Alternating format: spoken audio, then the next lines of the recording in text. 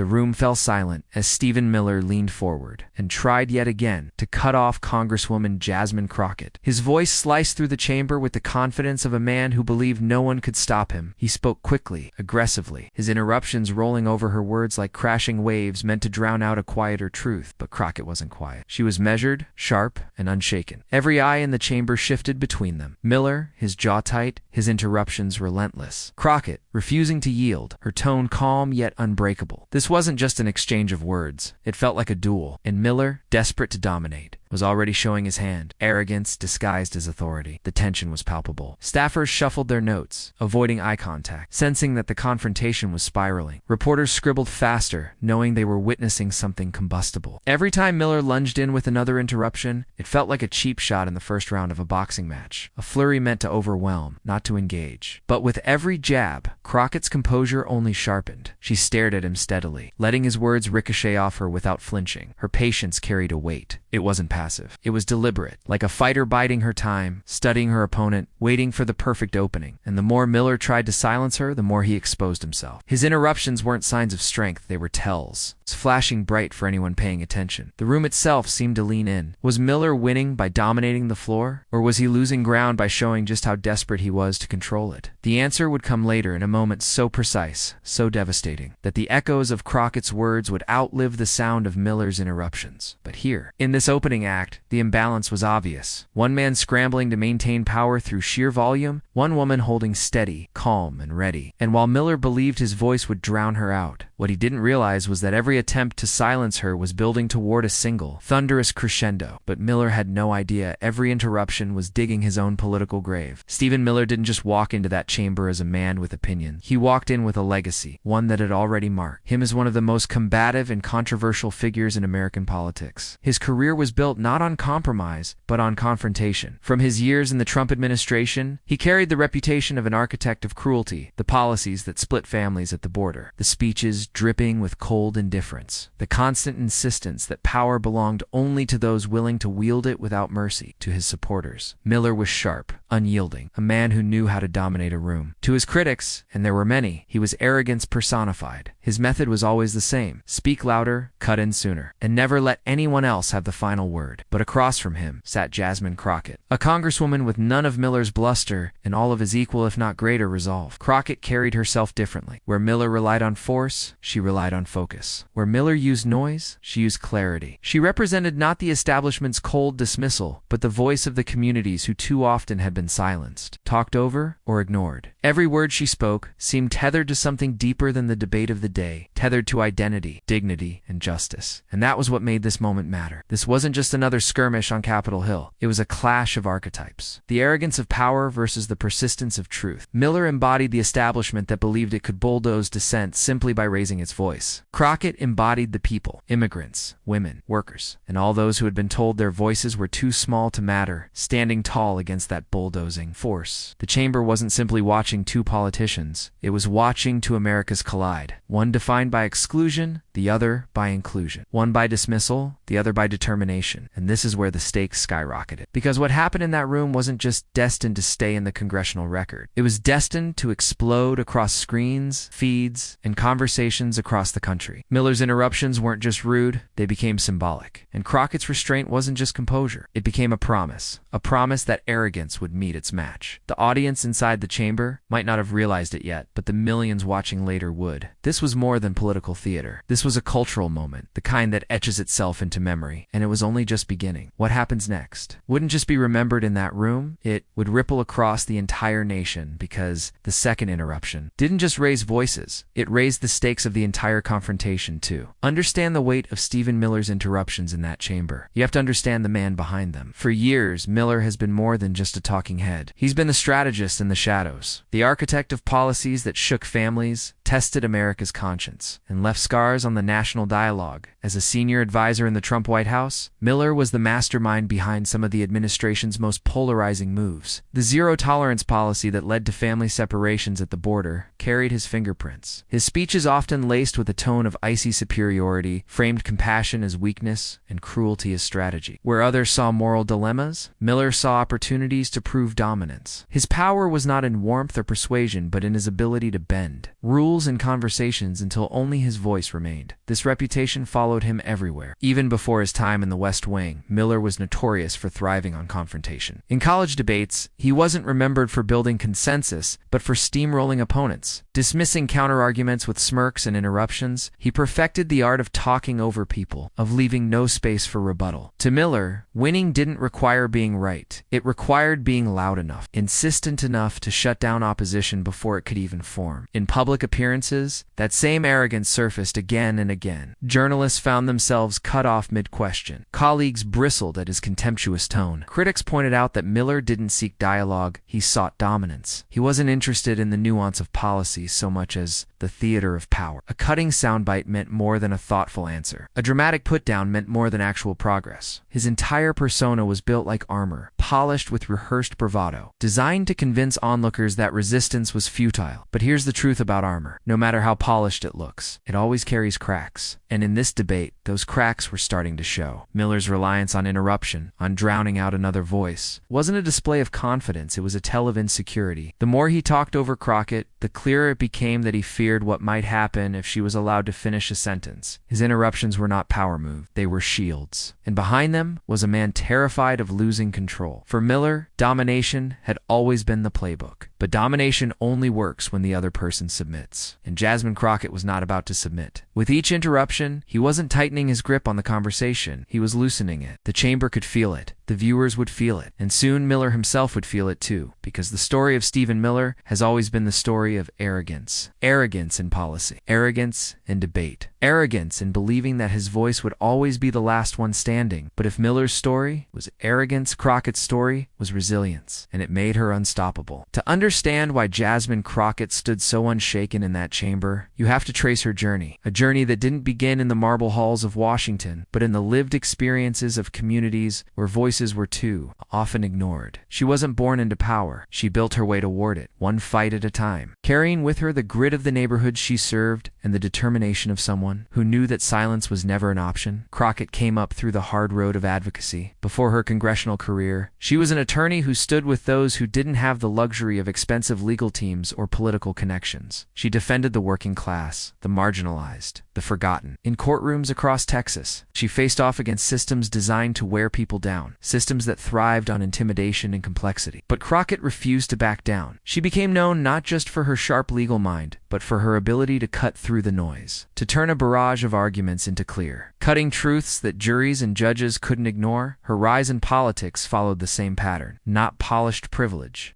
but persistence. She stepped into public service not because it was easy, but because she understood firsthand what happens when good people stay quiet. She had seen neighbors lose homes, families torn apart, individuals stripped of dignity by policies crafted far away from the realities of ordinary life. That fuel, the injustice she witnessed, became her fire. And when she finally took her seat in Congress, she carried those stories with her, as armor stronger than anything Stephen Miller's arrogance could match.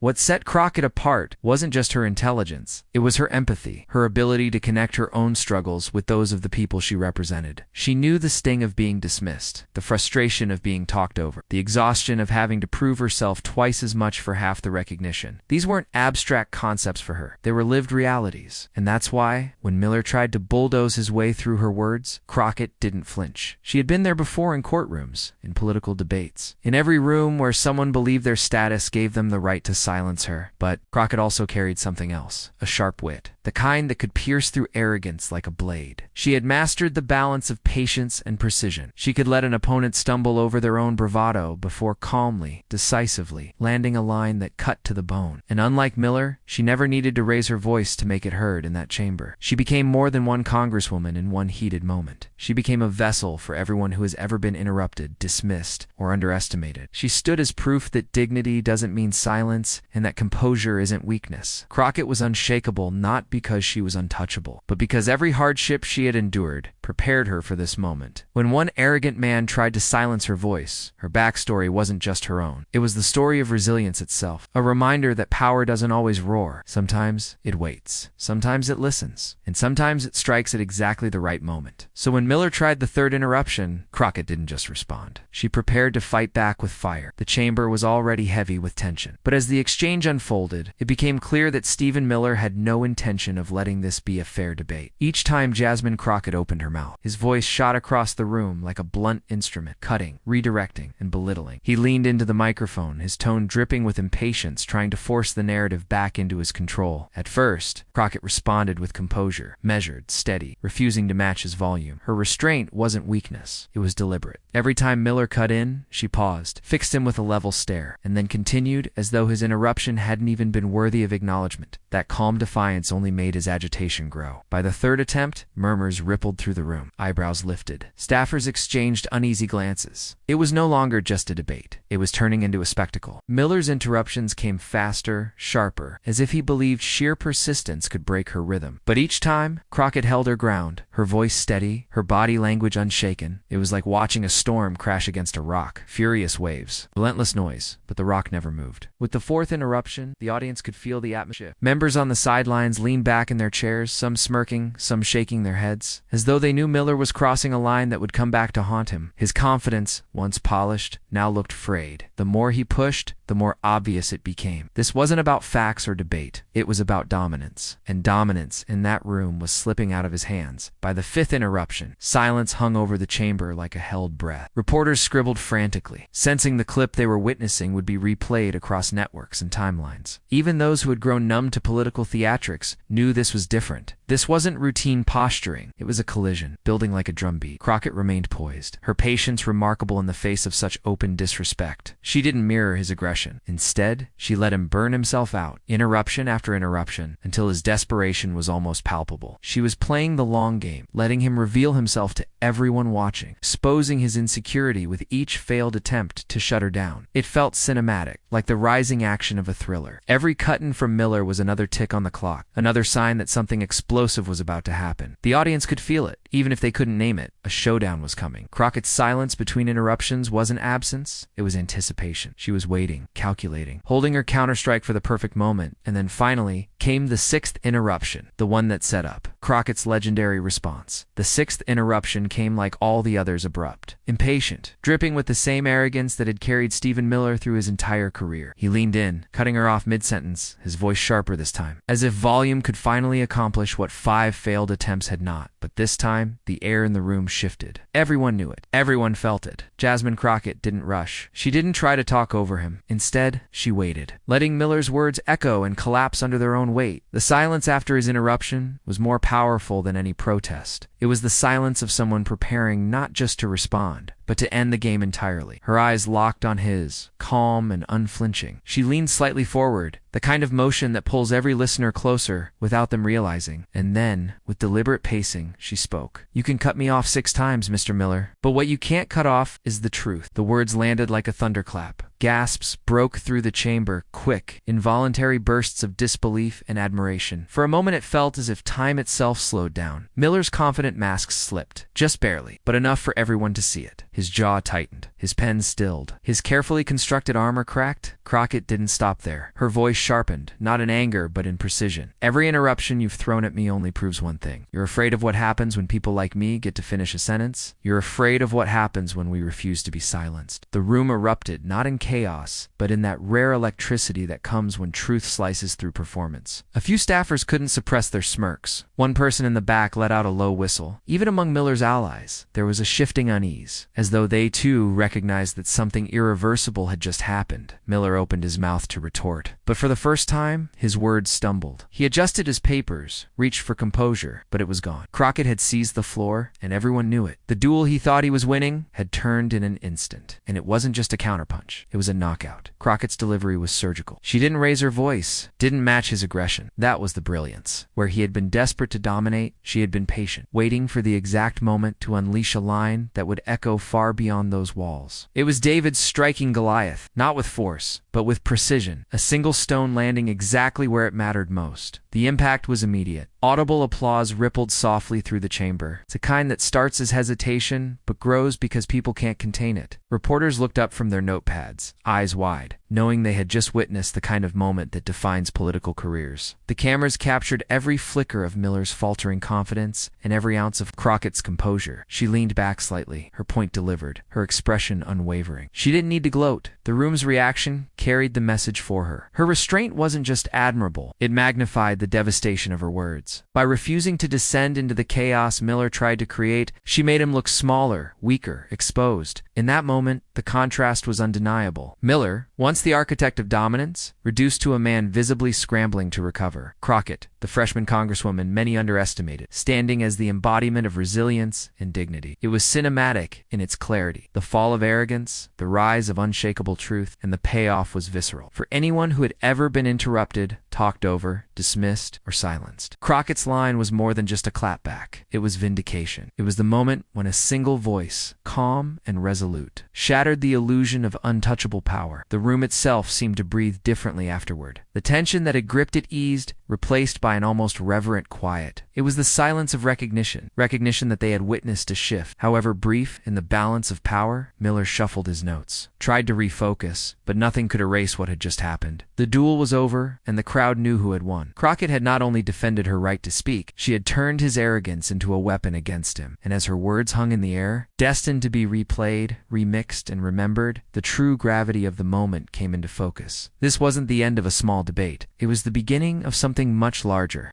But the battle wasn't over in that room. It was about to explode across the entire nation. The moment Jasmine Crockett delivered her line, it didn't just stay trapped in the echo of that congressional chamber. Within minutes, it was clipped, posted, and launched into the endless churn of the internet. What had been a sharp exchange between two politicians became something bigger, a viral flashpoint that spread like wildfire across timelines and feeds. On Twitter, the hashtags ignited almost instantly. Hashtag Crockett Clapback, hashtag 6x, hashtag truth over arrogance. Thousands of retweets turned into tens of thousands. Millions of eyes watched, rewatched, and cheered as Crockett calmly dismantled Miller's arrogance with one perfectly timed blow. Users who had never heard her name before were now declaring themselves fans, celebrating her as the voice they had been waiting for. On TikTok, the clip became something else entirely. Creators layered dramatic music over the footage, slowing down the moment Crockett delivered her line so that it hit like the climax of a film. Some videos cut Miller's interruptions to a rapid-fire montage before freezing on his stunned face, overlaying Crockett's words like a finishing move in a video game. Others turned it into memes, comparing Miller's interruptions to a toddler's tantrum and Crockett's line to a parent finally putting an end to the nonsense. The sound of her voice became an audio trend, set to everything from sports highlights to people jokingly shutting down their friends. On YouTube, reaction channels dissected the moment frame by frame. Progressive commentators praised Crockett's poise and precision, calling her a masterclass in composure under fire. Even some conservative-leaning voices admitted, grudgingly, that Miller had overplayed his hand. The video racked up views in the millions, with comment sections overflowing with applause and people writing things like, "This is what standing your ground looks like," and "I've never hit replay this many times." Imagined audience reactions poured in like a chorus, one viewer tweeting, "I felt that in my soul." She didn't just win, she spoke for all of us who've ever been talked over.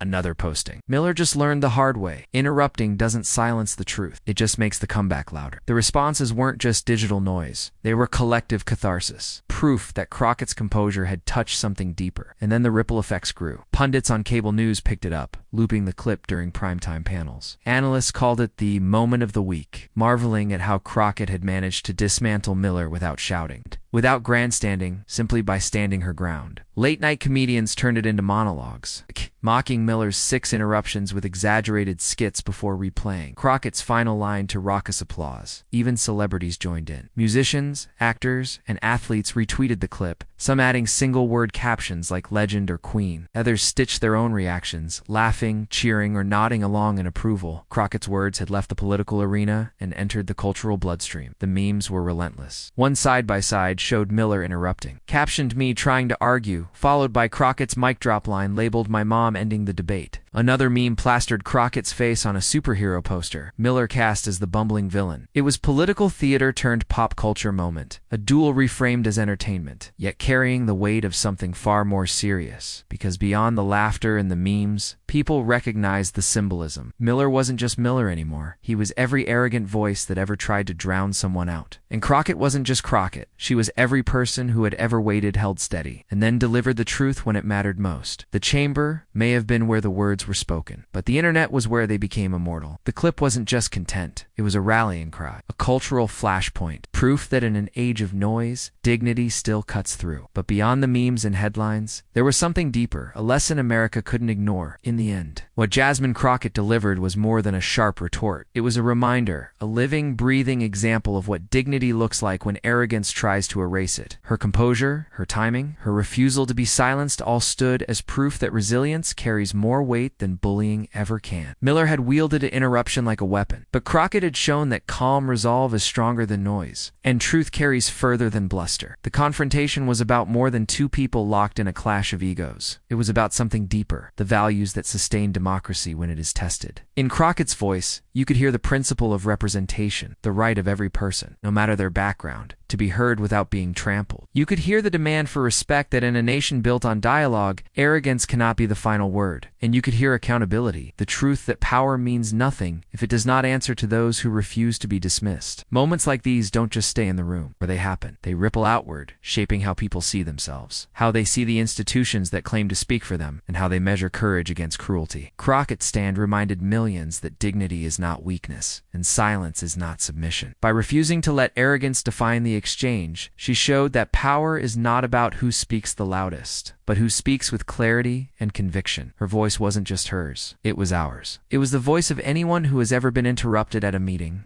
brushed aside in a classroom, ignored in a courtroom, or told their words didn't matter. It was the voice of those who know the sting of being diminished, yet still rise to speak anyway. Crockett didn't just win a debate. She embodied the principle that democracy depends on every voice, especially the ones arrogance tries hardest to silence. And that is why the clip struck such a chord. It wasn't just politics. It was human. It was universal. It was a reminder that every time dignity stands against arrogance, we get a glimpse of the kind of nation we still have the chance to become. And if one woman's voice could silence arrogance that loud, imagine what millions of voices could do. Together, Stephen Miller tried to silence Jasmine Crockett 6 times. 6 interruptions. 6 attempts to drown her out. 6 moments where arrogance believed it could steamroll dignity. But in the end, it was his overreach that set the stage for her triumph. With one perfectly delivered line, Crockett didn't just stop Miller cold, she destroyed the illusion of his power. Not only in that chamber, but in the hearts of every viewer who saw her stand tall against him. That is why this moment matters. It isn't just about politics. It's about the timeless truth that arrogance will always crumble in the face of resilience. That noise will never eclipse clarity, and that dignity, quiet, steady, unshaken, always outshines those who try to bully their way into dominance. Crockett proved it, not through shouting, but through strength that needed no theatrics. Her voice carried further than Miller's interruptions ever could. It carried into living rooms, onto phones, across feeds and timelines, reminding people everywhere that no one has the right to silence another's truth. She showed us that standing your ground, with patience and courage, can dismantle even the loudest arrogance. And that's where you come in. If you believe in amplifying voices like Jasmine Crockett's, voices that speak for dignity,